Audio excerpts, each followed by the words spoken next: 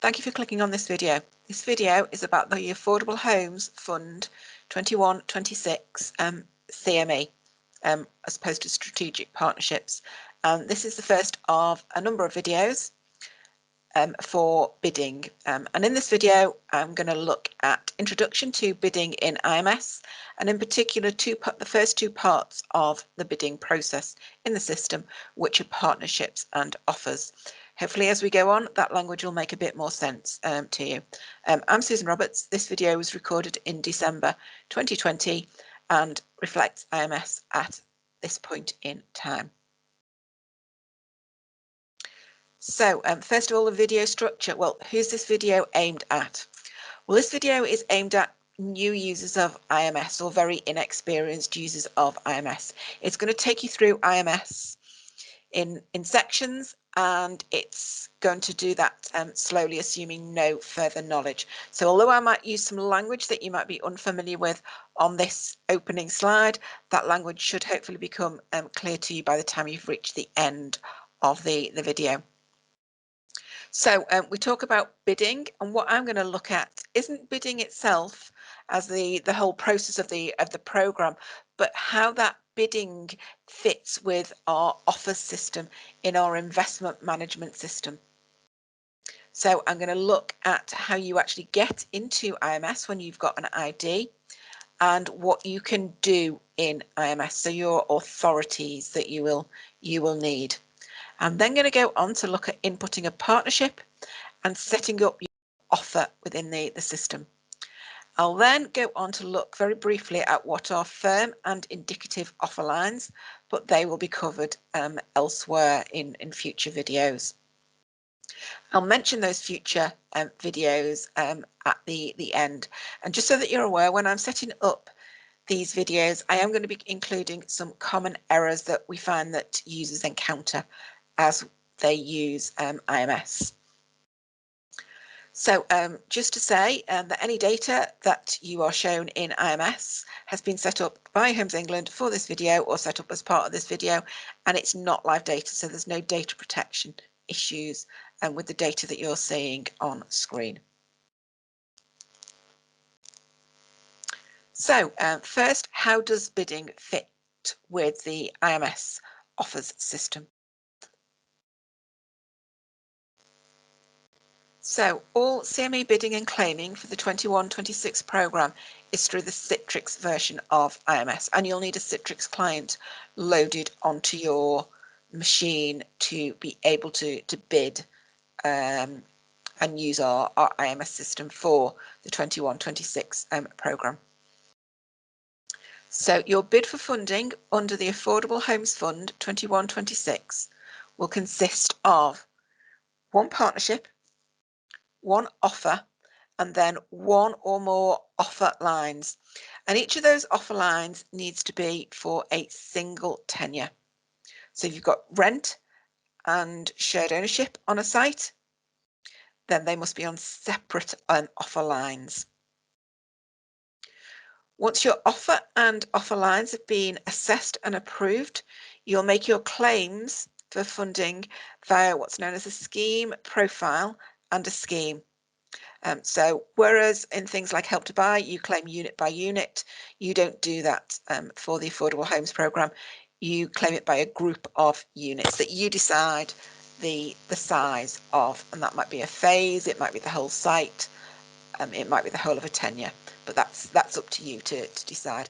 And hopefully what I'm going to show you will make those decisions a bit easier to make as to how you split as you go on and at what stage you do that split.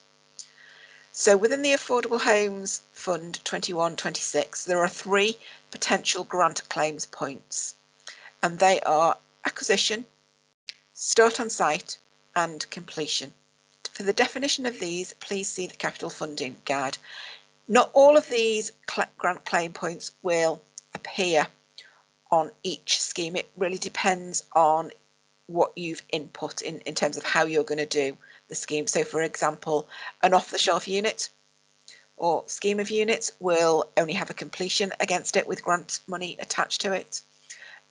A site with no acquisition, so a works only site, for instance, would have a start and completion, and so on. But it really depends what's the appropriate one for your site. And I'll talk about that in more details in future videos when I look at actually inputting an offer line into the system. So in diagrammatic form, I'm going to show you how that program structure works. So the first thing that you will decide is who are you going to work with? And that can be as simple as, I'm not going to work with any other organisations on this. Or it might be that you are going to work with multiple organisations on this programme. So the first thing that you would set up in IMS is your partnership. And your partnership is for the whole of the 21-26 programme. If it changes at any point, you can add other organisations to it, but just note that might mean a change in contract. So the next thing that you would do is to set up your affordable housing fund offer for that partnership for 21-26.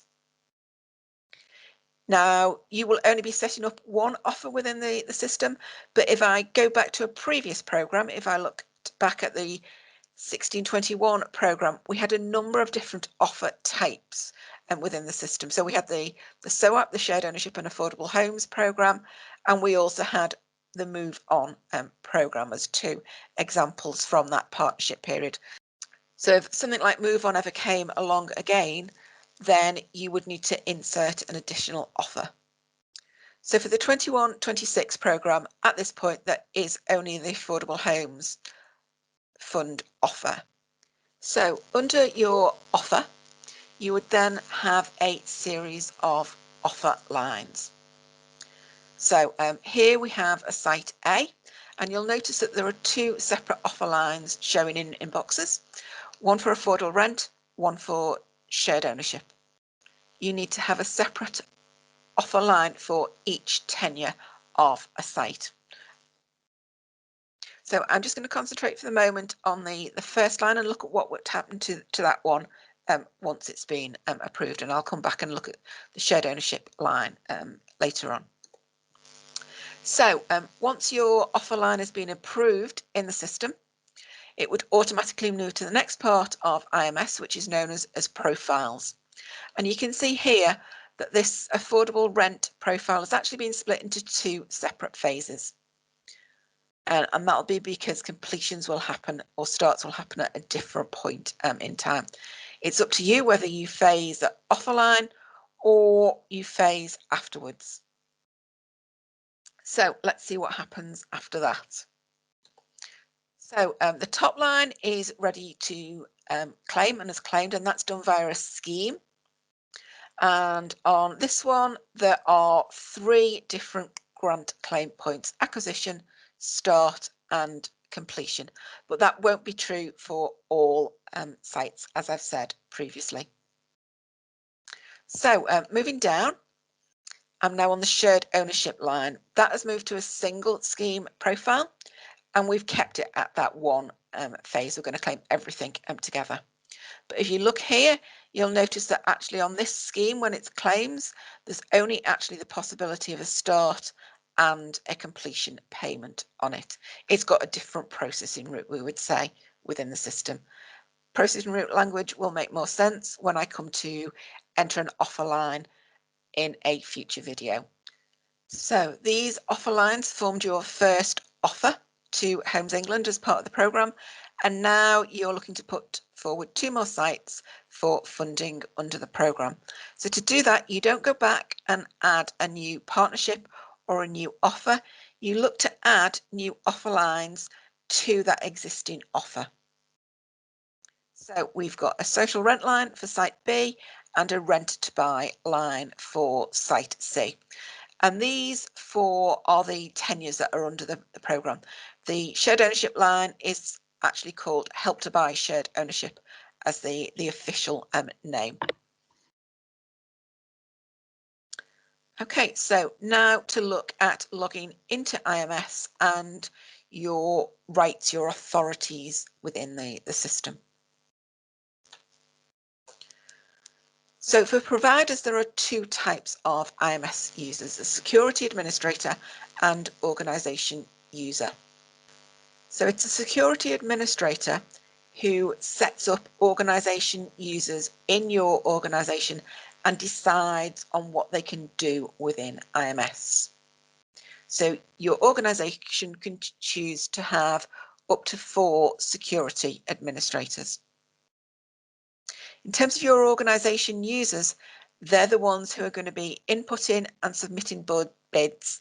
They'll be keeping IMS up to date during development and submitting grant claims within the system.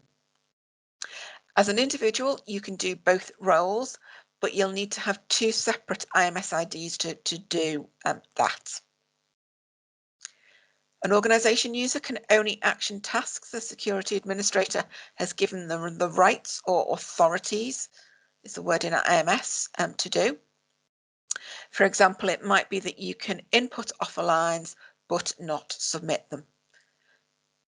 When I get into IMS, I'm going to log on initially as the wrong type of user and show you what would happen if you logged on as a security administrator to try and input your offer to Homes England. You'll find you can't do it, but I'm going to show you what you actually see when you try and do that.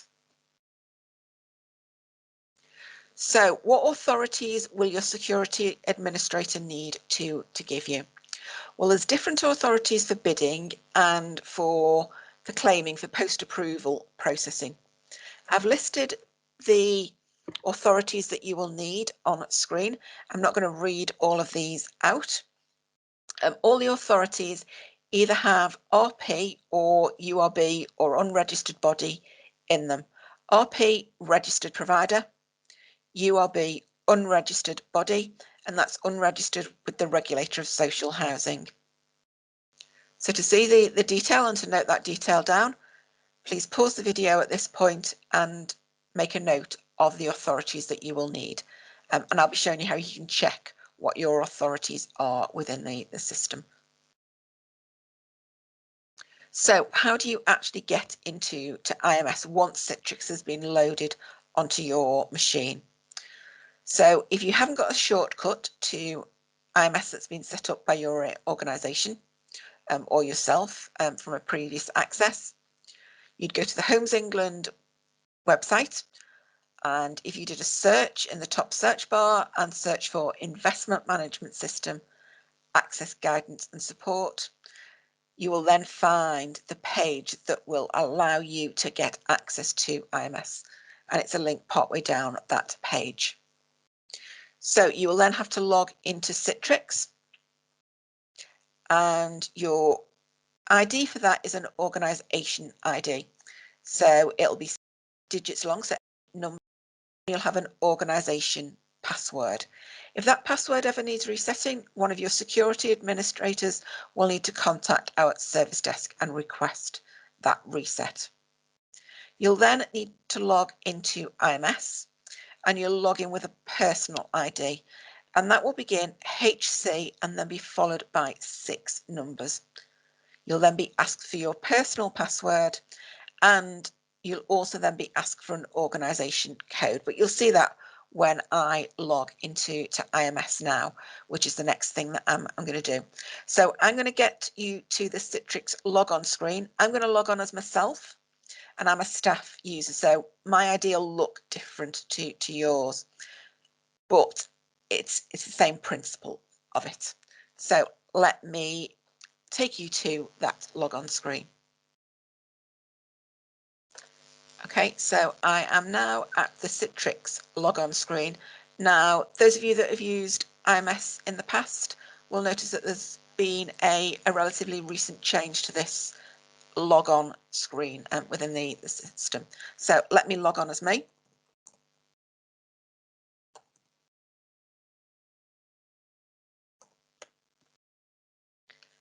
And I'm then going to click on the log on button. Now, when you log on, you will only see one window, one button here, which will be the IMS Live button. To log on as a provider, I need to log into a different system. So you would click on that, and I'm now going to show you what would happen at that point. So IMS will start to open up.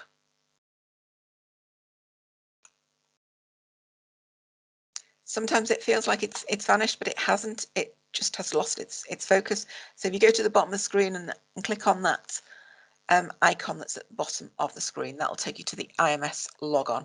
So I'm going to log on as a provider. So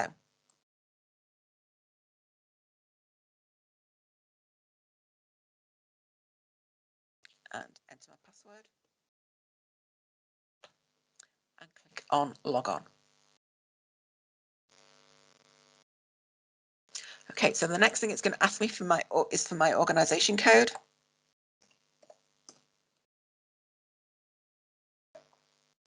So the first thing I'm going to do might be a bit odd. I'm going to click on that yellow question mark. Okay, so what you can see here is a window about IMS and who you're actually logged on as. What I want you to note here is that I'm logged on as Joe Blogs brackets PSA L0038.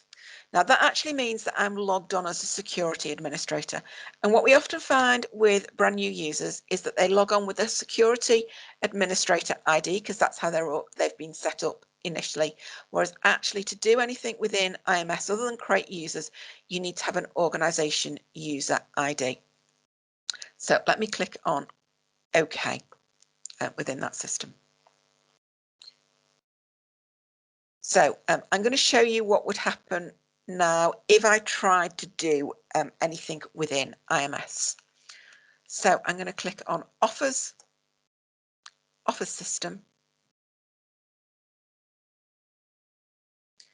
and Partnership. And what I would normally do as a user is I would look to add a partnership, but you can see that's been grayed out.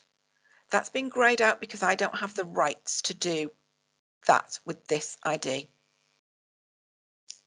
So it's really important that you log on with an organization user ID when you're working in IMS and you're creating your bids. So let me click on the exit button and exit. And what I'm going to do now is I'm going to log on as a user. So the next time you see my screen, it will be a different color and I've logged on as an organization user. Okay, so I'm now back in IMS. And if I were to click on the yellow question mark again, what you'll see is that this time I'm logged on as Jane Doe, who's a user in this organization. So let's click the OK button to remove that.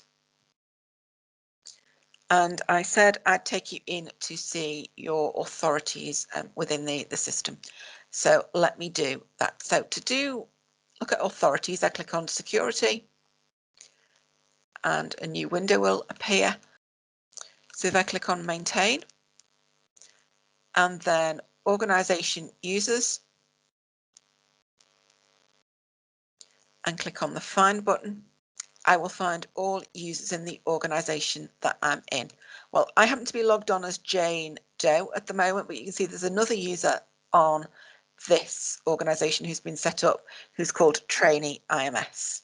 So to find out what I, Jane Doe, can do, I select the line just to highlight it so that I know where I'm clicking. And if I click on the action button, the information button at the end, and then click on authorities, that will let me see the list of authorities that I've been granted. And you can compare that with the list that was on the slide a few minutes ago that had all the authorities that you will need. Now, it might be that you've not got all the authorities, but you've got colleagues that have, and that's fine, provided somebody within the organisation has each of those authorities. So let me click on close and exit. And are you sure you want to exit? Yes. So I'm now back at the main screen of IMS. When you're on your main screen, you may find that you've got items listed here. This screen is known as workflow. and has a list of tasks on existing schemes.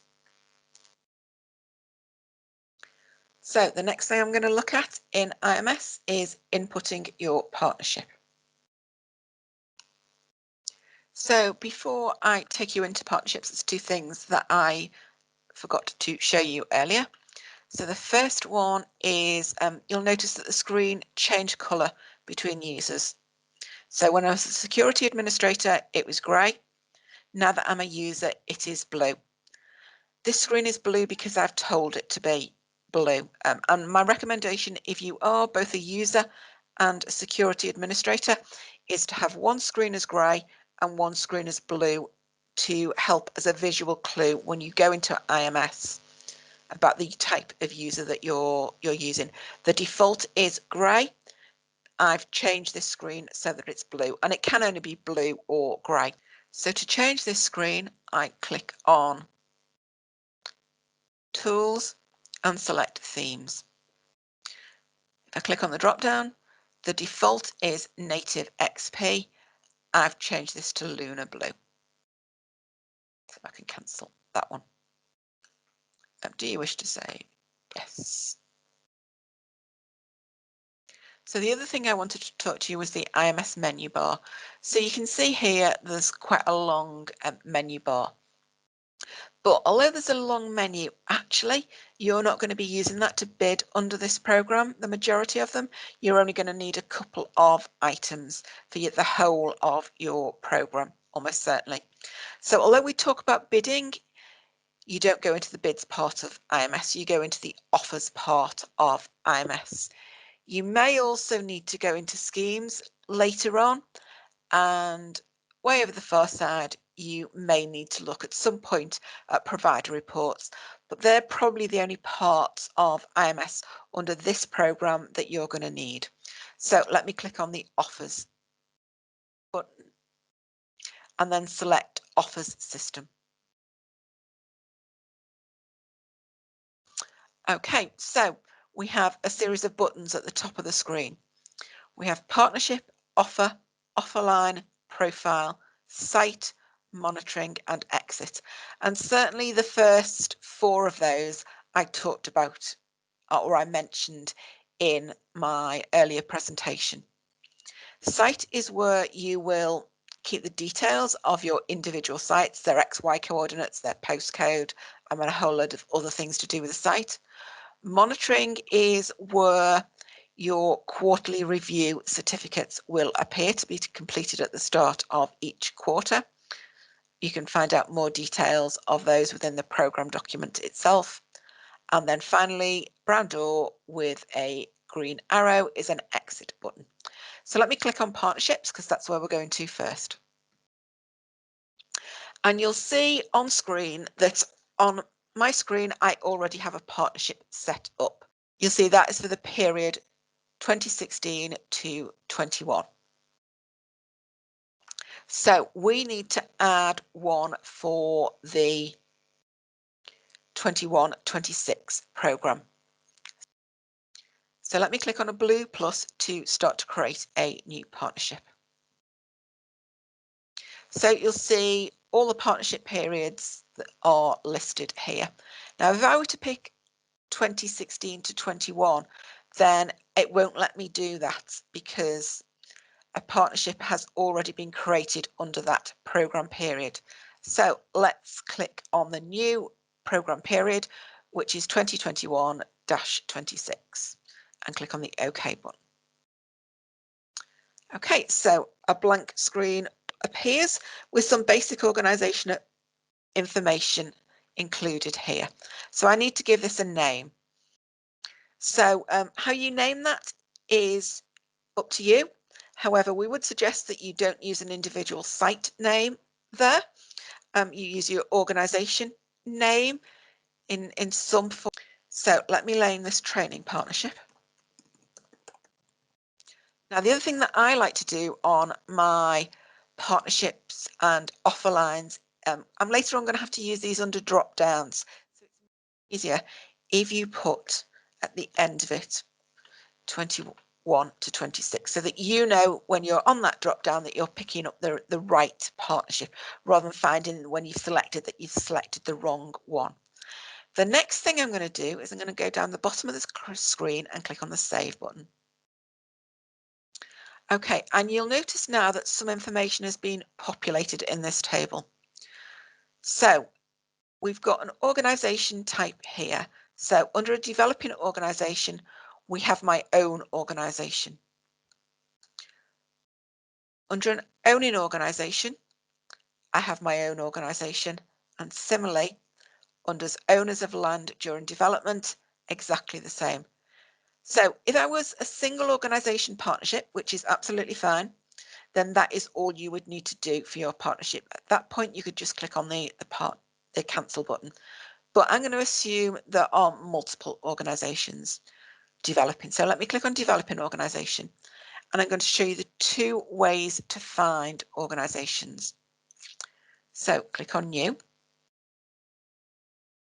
and then I can type in an organisation code.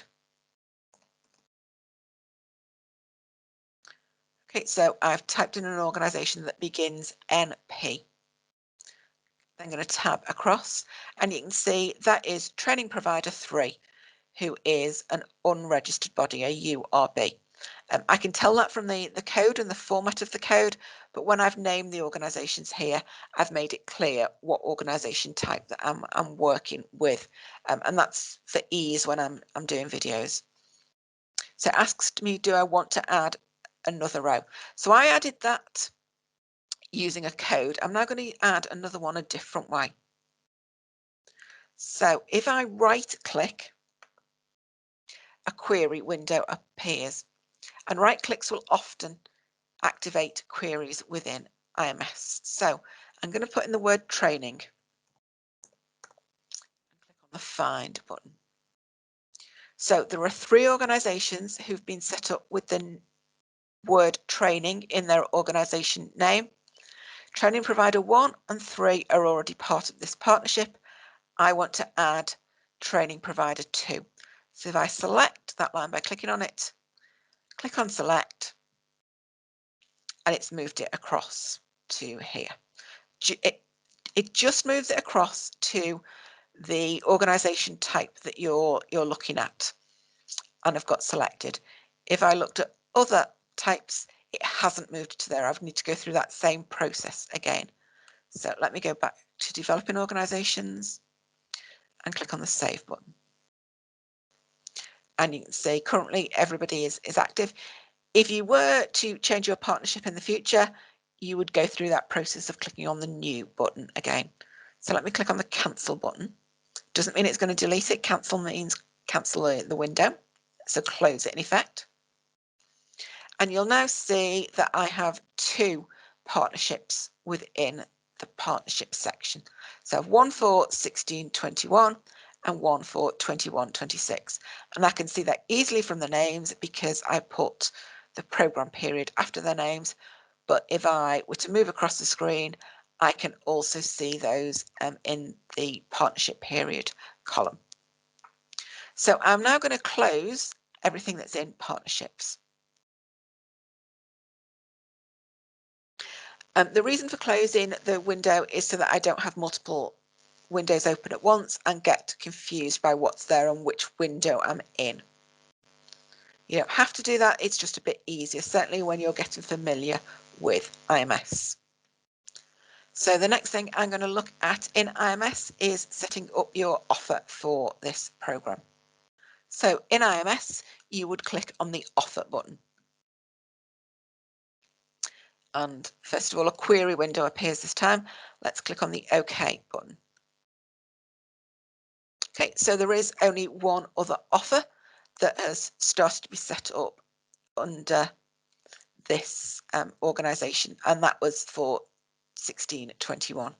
So let me now add a new offer for the new 21-26 programme. And again, like in a partnership, I click on the blue plus to add.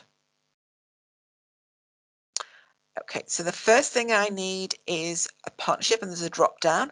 So let me click on that drop down. and I'm going to select the 21-26.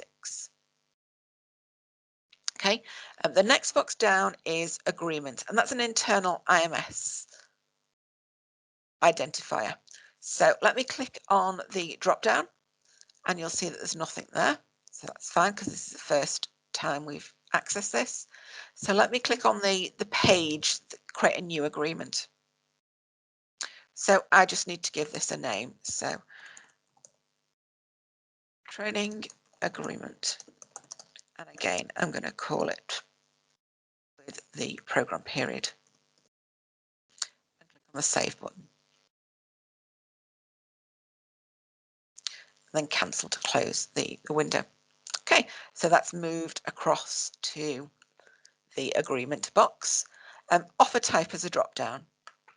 So there is only one offer type under this program at the time of recording. Let me click on that. Affordable Housing Fund 21-26. I then need to give my offer a name. So I'm going to call it Training Offer 21-26. Okay, and as I was typing, you will have noticed when I came and we selected the offer type, what appeared were the sub-products under this program. So there are 4 sub-products under the program, as I said before: affordable rent, social rent, shared ownership, and rent to buy. So at this stage, all I'm going to do is click on the save button. Now, you don't actually enter any data within here. What will happen is your data that's in your offer lines will automatically sum back to give you totals for funding requested, number of units against each of those tenures, those subproducts. So let me click on the cancel button to close that. So what are firm and indicative offer lines? So a firm offer line is actually what most offer lines that you input into IMS will be. Each offer line is for a known developable site. It's for a known tenure, unit size, property types, anticipated build program, and so on. When you get to see a firm offer line later on in one of the future videos, you will see the detail that's required there. And just to say that when you bid for a firm offer line, you don't need to own the land or have planning permission when you put in that offer line when you bid to us, but you might have either or both of those. In terms of what an indicative offer line is, indicative offer lines can only be input for bringing empty homes back into use or for hold schemes. So hold is home ownership for people with long-term disabilities. For an indicative line, you don't have to identify all the properties when you bid, but you need to know basic information about the unit sizes and types, and looking at an indication of when you expect the starts and completions that you're bidding for to happen within the system. And obviously it is indicative, so we know that things might change, but it's a first estimate for what you expect that to be. So a bit about other videos.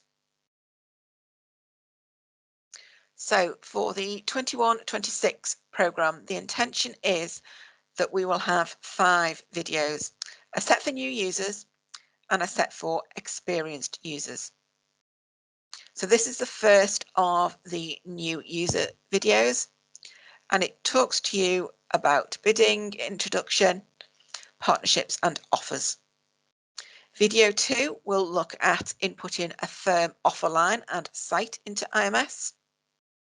Video 3, inputting an indicative offer line.